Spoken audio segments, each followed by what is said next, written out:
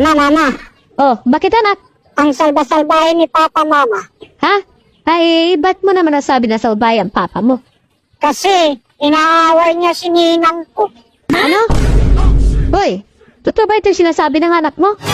Ha? Hindi totoo yan. Ba't ka naman awayin? Yung bait-bait nun. Ano naman? Oo nga naman anak. Napakabait nung ninang mo. Teka, bakit mo naman nasabi na inaaway ng papa mo si ninang mo? Kasi Mama, nakita ko si Ninang at si Papa kahapon doon sa pobo ng Pidrain, doon sa may bukid. Ha? Di bakit nandun sila? Di walang tao yung kubo na yun ah. Nasa gitnang bukid yun ah. O ano pa nakita mo? Nag-aaway ba sila?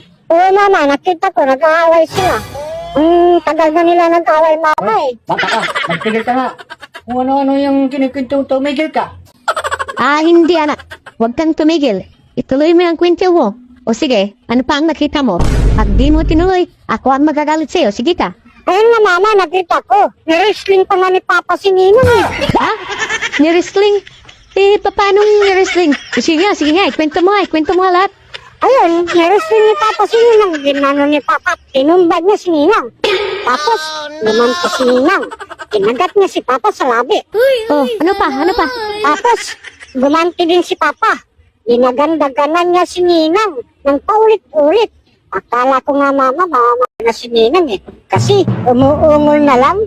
Ganun pala yung wrestling Mama. Kailangan nilang nakahubad ng damit pareho.